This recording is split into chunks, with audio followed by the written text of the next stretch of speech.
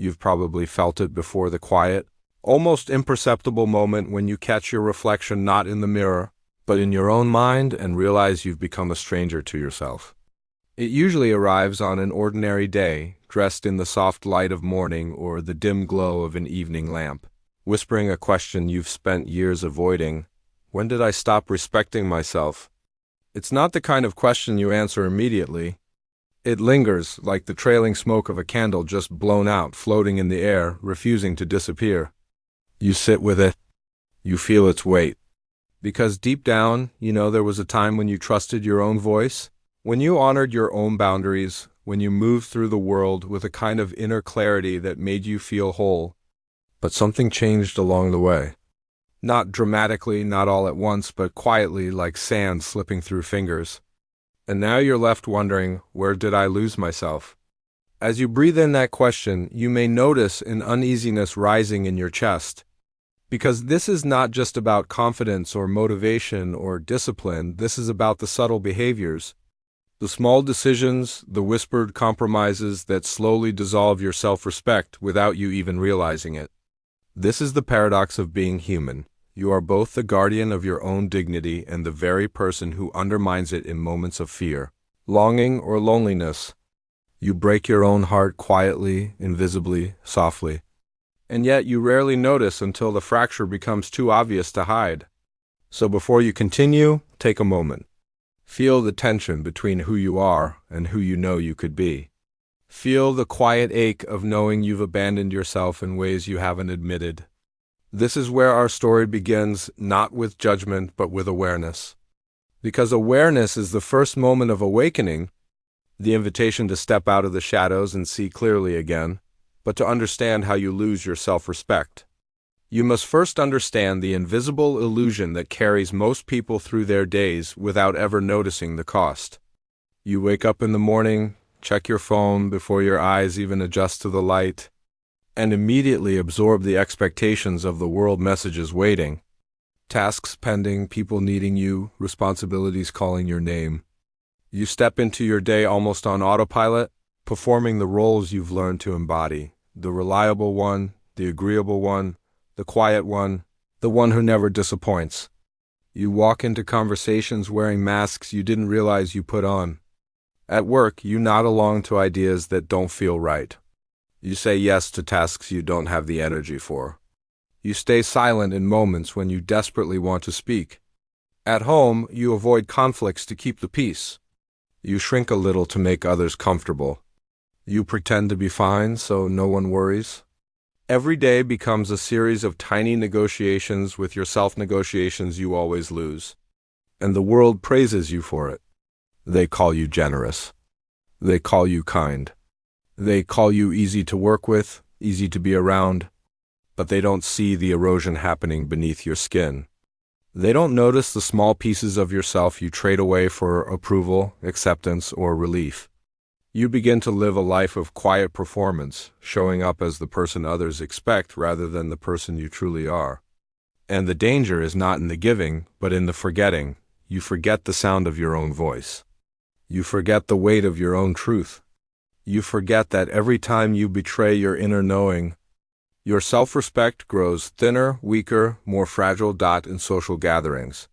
You play along with jokes that wound you, laugh at comments that diminish you, tolerate behaviors that insult your intelligence or your heart. You tell yourself you don't want to make things awkward or confrontational. You convince yourself the moment doesn't matter. The moments accumulate. And your spirit keeps score? At work, you watch yourself agree to deadlines that stretch you beyond exhaustion, not because you truly want to, but because you fear what your no might cost you. So you swallow your boundaries. You silence your discomfort. And each time you do, the voice inside whispers, "Do I matter to myself?" In your personal relationships, family, friends, partners, you tolerate imbalances you would never accept if you believed you were worthy of reciprocity. You give more than you receive. You fix problems that aren't yours. You hold emotional weight that others refuse to lift. You forgive without apology, show up without acknowledgement, sacrifice without recognition. And again, the world applauds your selflessness. But inside, you feel the slow drip of resentment, the quiet sting of neglect, the subtle ache of self-betrayal. Life becomes a loop of small self-abandonments. And yet, you continue because it feels easier than facing the truth, somewhere along the way. You stop choosing yourself. This is the everyday illusion that living for others is noble, that overextending yourself is virtuous, that silence equals peace. The illusion is seductive because it offers short-term comfort. People like you. Conflict disappears, responsibilities seem easier when you absorb them alone. But this comfort is borrowed, and the debt is paid with your self-respect. And you may not see the cost clearly until one day, in a moment of startling clarity, you hear yourself think, "I don't recognize who I've become." When that moment arrives, and it always does, it feels like waking from a long, dreamless sleep. You blink, look around, and suddenly the world looks different, as if you've stepped behind the curtain and seen the mechanics of your own life too clearly to ignore. This is the beginning of awakening, the first fracture in the illusion, the subtle shift when you start noticing the ways you betray yourself daily, and once you begin to notice, even slightly, the world begins revealing truths you've been avoiding. Truths you've walked past 1,000 times, but never had the courage or clarity to confront. You start to see how often you agree with things you don't actually agree with. How frequently you force a smile that doesn't belong to the moment. How many conversations you participate in without ever expressing what's real for you. You begin to observe yourself the way a quiet outsider might observe a character in a film, someone struggling to hold themselves together while slowly fading into the background. You watch yourself apologize for things that are not your fault, shrink yourself to avoid judgment, overthink your every move because you've forgotten how to trust your own intentions. You notice how often you tolerate disrespect disguised as humor, manipulation disguised as affection, obligations disguised as love. You notice how you protect other people's comfort far more fiercely than you protect your own dignity. And the realization unsettles you. It shakes something loose. Because now the illusion no longer flows effortlessly. You can't unsee what you finally learned to see. And this is where the awakening begins, not as a grand moment of enlightenment, not with thunder or revelation, but with a quiet discomfort that grows heavier each day. You begin questioning yourself, your choices, your patterns, your silence. You begin asking whether the life you're living is one you chose or one you drifted into out of fear, habit, or the need to be loved. You may find yourself sitting in your room late at night with the lights low, staring at nothing in particular, feeling a strange pressure in your chest, like your own spirit is knocking from the inside, asking to be let out. It's not a loud knock. It's not forceful or demanding. It's gentle but persistent. A reminder that somewhere beneath all the layers of pretending and pleasing lies the person you were before the world taught you to abandon yourself. This awakening often arrives in the smallest moments, a conversation where you suddenly notice how much you censor yourself, an invitation you accept even though every fiber of your being wants to decline, a moment of reflection where you realize you haven't felt authentically alive in months or years. It feels like seeing your life from a higher vantage point, as if you've stepped out of your body and finally understand the deeper script you've been unknowingly performing. You begin to grasp how much of your pain comes from these subtle betrayals, these tiny repeated choices to place your worth in someone else's hands. And the truth hits you with surprising force. You have abandoned yourself far more than anyone else has ever abandoned you. This realization is both devastating and liberating. Devastating because you see the extent of your own self-neglect. Liberating because you recognize that if you were the one who lost your self-respect, you can also be the one to reclaim it. But the awakening is not gentle. It stirs old fears, old memories, old wounds, the moments in childhood when you were taught to stay small, the relationships where you were rewarded for self-sacrifice, the environments where speaking your truth felt dangerous or selfish. You begin to understand that your patterns are not random. They are survival strategies that stayed long after the danger was gone. And once you see this, you can no longer navigate the world unconsciously. You begin to feel the emotional weight of awareness. It's as if someone turned up the brightness on your inner world, And now every thought, every compromise, every hesitation becomes magnified. What once felt normal now feels unbearable. What once felt harmless now feels costly. You wake up one morning and sense that something fundamental has shifted. You're no longer willing to pretend. You're no longer able to ignore your inner voice. Yet, you don't fully know what to do with this awareness. You feel suspended between worlds, the familiar comfort of your old life and the uncomfortable clarity of your new perception. It's a strange, almost surreal state of consciousness. You see the truth, but you haven't yet changed the behavior. You feel the pain, but you haven't yet found the courage. You know what's wrong, but you haven't yet figured out how to make it right. This is the fragile beginning of transformation. The moment when the old self begins to crack. But the new self hasn't fully arrived. The awakening brings with it a unique kind of tension.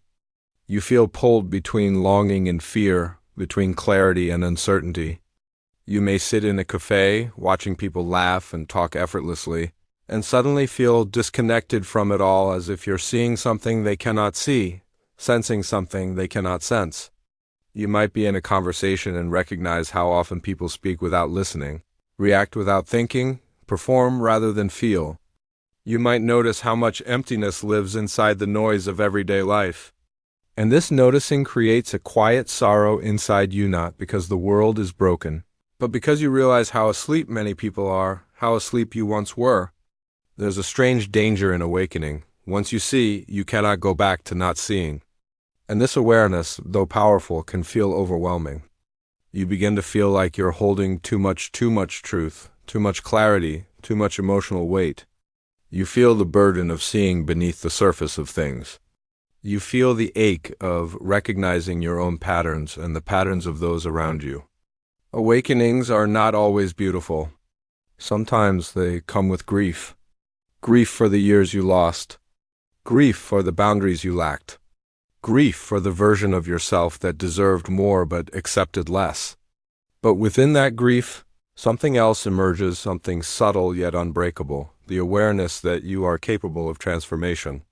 The recognition that you can rewrite your own patterns. The understanding that your self-respect can be restored, rebuilt, reborn. And this marks the end of the awakening stage, the threshold where you step from awareness into the emotional consequences that follow. Because once you awaken, you don't become free immediately. You first become isolated, and this is where the loneliness begins. Not the kind of loneliness that comes from being physically alone, but the deeper, quieter kind that arrives when you start seeing the world with eyes that no longer match the people around you. It begins subtly, almost imperceptibly. You sit with friends and notice how the conversation skims across the surface of things, never touching the depths you now feel so vividly. You hear people speak about their frustrations, their dreams, their problems, but something inside you senses the unspoken truth beneath their words, the fear, the insecurity, the longing they never mention. And you realize with a strange heaviness that you've entered a different layer of awareness, one that makes ordinary interactions feel hollow, predictable, almost rehearsed. You're still present, still listening, still smiling when appropriate, but inside you feel a growing distance, like you're behind a glass wall watching life unfold from the outside. You begin to see how people numb themselves with distractions, endless scrolling, constant gossip, pretending everything is fine while burying their real emotions beneath layers of noise. You see how often people avoid silence because silence would force them to confront the truth within themselves. And this noticing separates you. Not because you want to be separate, but because clarity has a way of isolating you from everything that no longer aligns with who you are. Becoming there is a specific kind of ache that comes with this stage of awakening, a quiet grief for the person you used to be and the relationships you used to fit into without question. You may find yourself thinking, why do I feel different? Why does everything feel heavier now? It's because seeing the truth always comes with a cost. The cost is innocence. The cost is illusion. The cost is belonging. The more you awaken, the more you feel the subtle ache of separation from the old life you once lived so easily. Some relationships start shifting. People who once felt close now feel distant, not because anything dramatic happened, but because you're no longer willing to participate in the same emotional patterns. You may begin pulling away from conversations that drain you, from dynamics where you've always played the peacemaker, from environments where you've been praised for your silence. And the people around you may notice. They may ask why you're quieter, why you're not as available, why you're changing. They may feel uncomfortable because when someone awakens, it forces others to confront what they've been avoiding. And not everyone is ready for that confrontation. So rather than grow with you, some people pull back. Others misunderstand you. A few may even resent you. And all of this deepens your sense of isolation. To illustrate this, imagine a person we'll call Elena. Elena spent her life being agreeable, always accommodating, always smoothing conflicts, always doing what made others happy at the expense of her own well-being. People loved her for being easy, kind, understanding, but they didn't see the exhaustion behind her eyes. One day, after years of swallowing her voice, Elena experienced her awakening. She began noticing how drained she felt around certain people, how often she allowed disrespect to slide, how much she abandoned her needs to maintain harmony. So she started small. She began saying, "I'm not free today," when she didn't want to go out. She began setting boundaries with people who constantly took advantage of her time. She began speaking up gently when something hurt her. And suddenly, the response was not gratitude, it was discomfort. Some friends whispered that she was changing. Some family members accused her of being selfish. One person even told her she was becoming difficult. But Elena wasn't becoming difficult. She was becoming honest. She wasn't rejecting others. She was returning to herself. Yet despite this truth, the isolation felt sharp. She felt alone not because she lacked people around her, but because she was finally choosing herself in ways she'd never dared to before. And this story mirrors what often happens when you awaken. Choosing yourself can look like betrayal to people who benefited from your self-abandonment. The isolation deepens further when you begin questioning old habits and behaviors. You may realize you no longer enjoy certain gatherings that once felt familiar.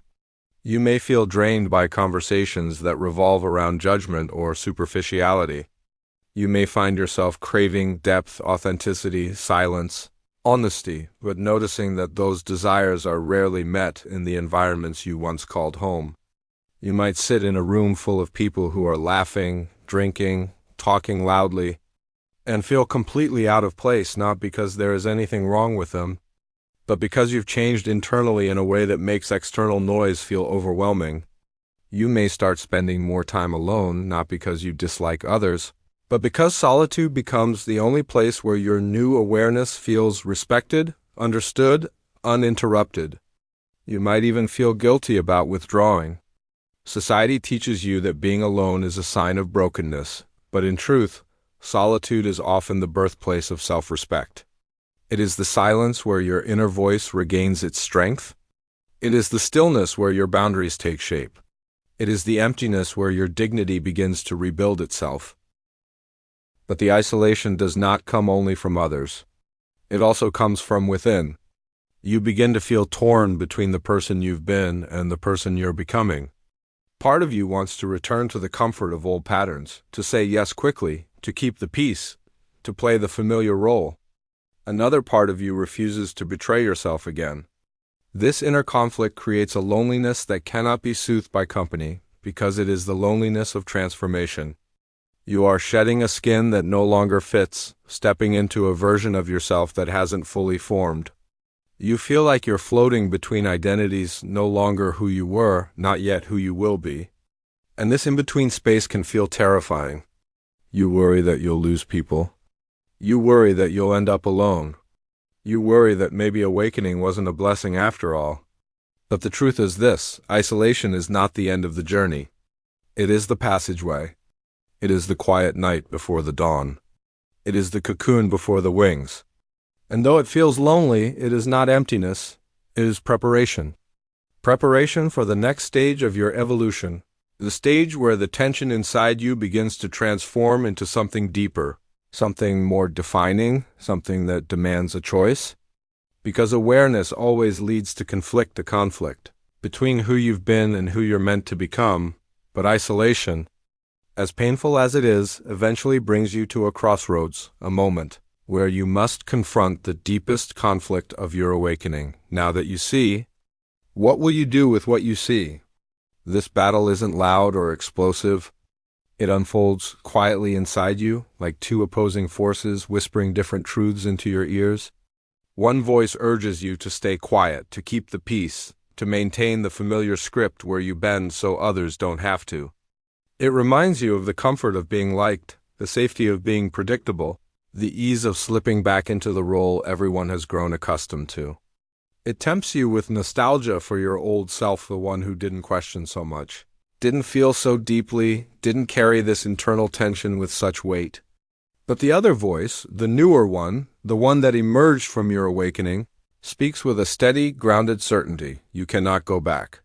It reminds you of the pain of self-abandonment, the exhaustion of living for others, the quiet heartbreak of betraying your own truth just to maintain harmony. It pushes you to break the pattern, to speak when you would normally stay silent, to say no when your instinct to please screams yes, to choose yourself even when choosing yourself feels uncomfortable or misunderstood. And caught between these two voices, you feel yourself stretching in two directions at once.